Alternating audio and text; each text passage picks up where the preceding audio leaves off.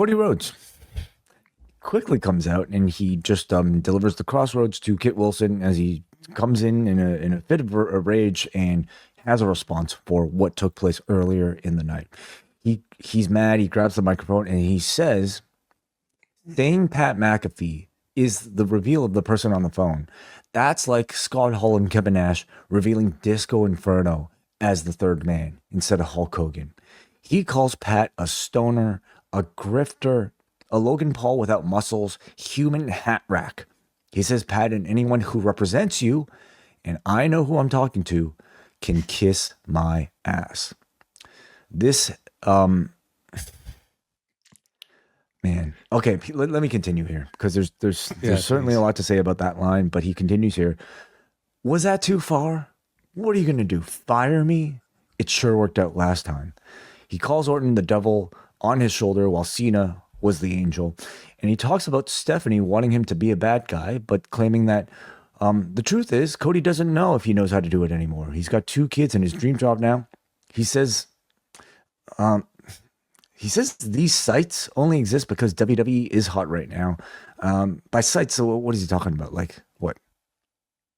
What is he talking about? Anyway, I'm not sure. Well, he goes on to talk about Dallas, LA, Philly, and Vegas as all record-setting Wrestlemania since he's come back. So he's having to defend his role in the company as like a successful leader now to the world.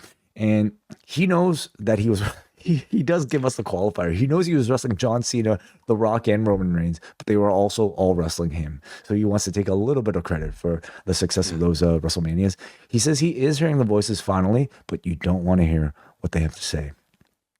I thought, I didn't think that opening segment could be framed worse, but I felt like this Cody promo, if you want to call it this, just kind of dug that hole a little bit further. First of all, what is what's going on here? So Cody is mad.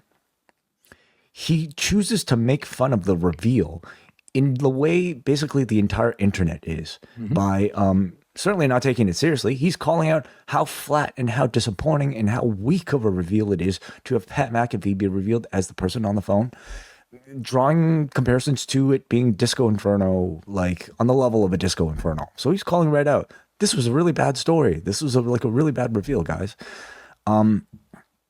He throws reference to the person representing Pat McAfee, which we know is Ari Emanuel. And of course, he follows this up by saying, was that too far? What are you going to do? Fire me?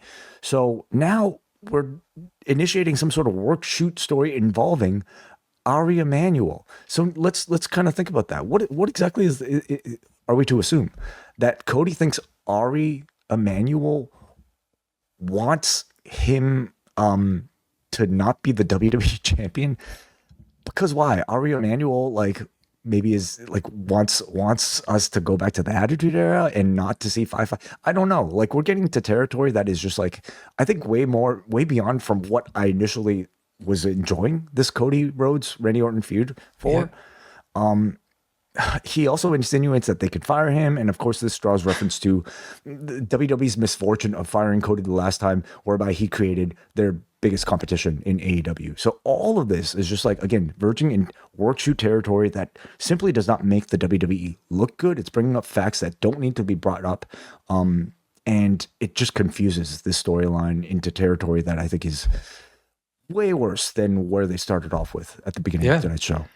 This whole Cody Randy program was trashed by this episode of SmackDown, in my view. Now, I know that sounds hyperbolic, and by the time WrestleMania comes and they'll have their match and people will forget about this and move on, but yeah, this sort of work shoots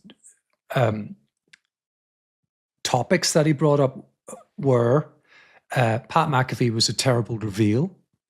It's like if the third man wasn't Hulk but Disco Inferno, like you mentioned. Yes, that's what people are saying on Twitter and Reddit. But to what end are you saying this? You're saying it because why? Well, I guess he wants to they want to babyface him by having him agree with the rest of the world that this was a terrible reveal.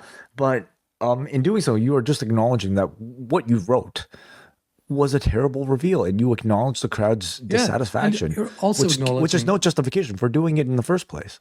And by extension, acknowledging that Randy Orton, who has very, very long been established as someone who has got voices in his head for himself, like, he doesn't need anyone in his ear, needed this guy.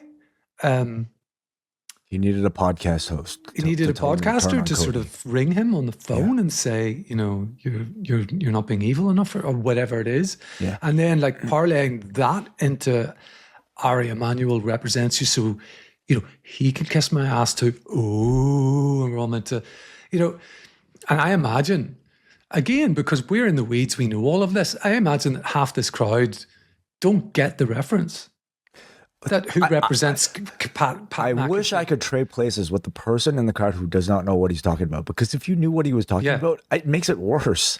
It does. It makes it way worse. Why is Cody suddenly like? What are we to assume of TKO and Ari Emanuel that now that Cody wants to target him? Like, are we to assume Ari is behind Pat McAfee being the person on the phone with Randy Orton?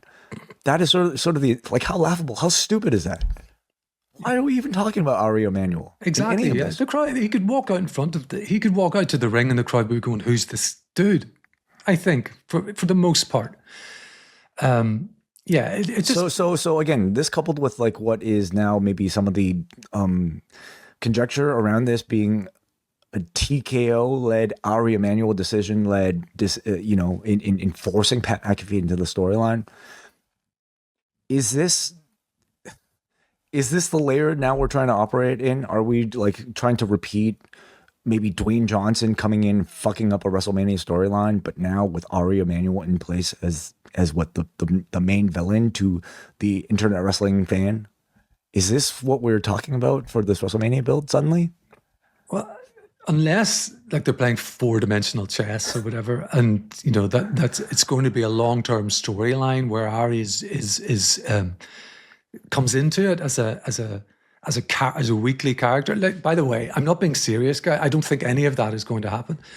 Then this is just a mess of a story, a mess of any kind of. You cannot apply logic to this, and it's even worse somehow when Cody comes out and he's furious and he's giving us the angry Cody reaction to all of this, and you're just left with what he said at the end of the day and wondering, well, that doesn't really make sense.